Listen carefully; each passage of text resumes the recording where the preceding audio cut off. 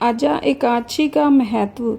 अर्जुन ने कहा, हे पुंडरीकाक्ष, मैंने श्रवण शुक्ल एकादशी अर्थात पुत्रदा एकादशी का सविस्तार वर्णन सुना। अब आप कृपा करके मुझे भाद्रपद माह के कृष्ण पक्ष की एकादशी के विषय में भी बताइए। इस एकादशी का नाम क्या है तथा इसके व्रत का क्या विधान है? इसका व्रत करने से किस फल की प्राप्ति होती है? श्री कृष्ण ने कहा, हे कुंती पुत्र, भाद्रपद माह के कृष्ण पक्ष की एकादशी को अजा एकादशी कहते हैं। इसका व्रत करने से सभी पाप नष्ट हो जाते हैं। इस लोक और परलोक में मदद करने वाली इस एकादशी व्रत के समान संसार में कोई दूसरा व्रत नहीं है। अब ध्यान पूर्वक इस एकादशी का महात्म्य श्रवण करो।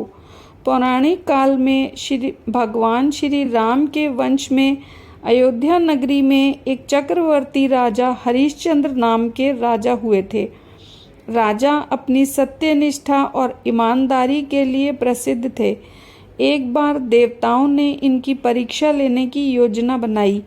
राजा ने स्वप्न में देखा कि ऋषि विश्वामित्र को उन्होंने अपना राजपाट दान कर दिया है। सुबह विश्वामित्र वास्तव में उनके द्वार पर आकर कहने लगे, तुमने स्वप्न में मुझे अपना राज्य दान कर दिया। राजा ने सत्यनिष्ठ व्रत का पालन करते हुए संपूर्ण राज्य विश्वामित्र को सौंप दिया। दान के लिए दक्षिणा चुकाने हेतु राजा हरिश्चंद्र को पूर्व जन्म के कर्म फल के कारण पत्नी, बेटा एवं खुद को बेचना पड़ा। हरिश्चंद्र को एक डोम ने खरीद लिया जो शमशान भूमि में लोगों के दाह संस्कार का काम करवाता था। स्वयं वह एक चंडाल का दास बन गया।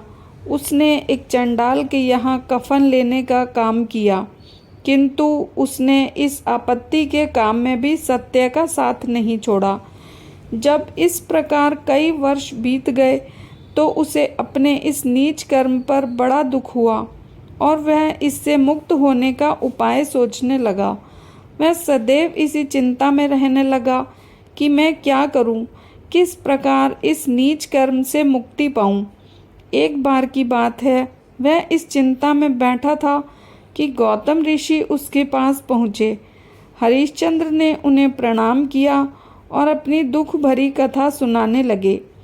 राजा हरिश्चंद्र की दुख भरी कहानी सुनकर महर्षि गौतम भी अत्यंत दुखी हुए और उन्होंने राजा से कहा, हे राजन, भादो माह के कृष्ण पक्ष की एकादशी का नाम अजा एकादशी है।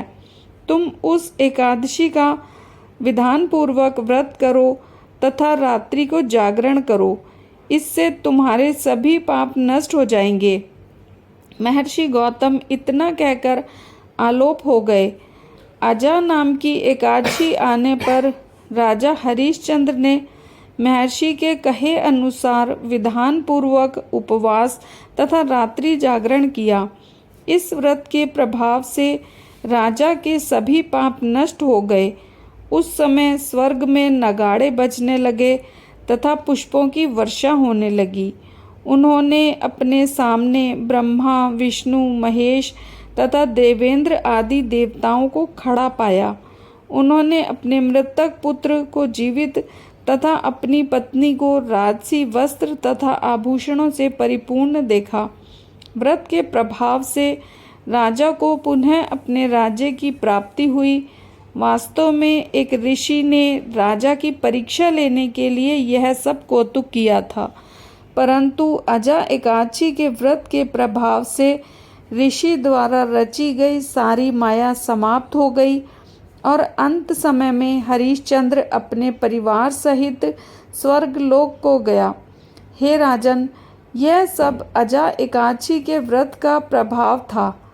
जो मनुष्य इस उपवास को विधान पूर्वक करते हैं तथा रात्रि जागरण करते हैं, उनके सभी पाप नष्ट हो जाते हैं और अंत में वे स्वर्ग को प्राप्त करते हैं।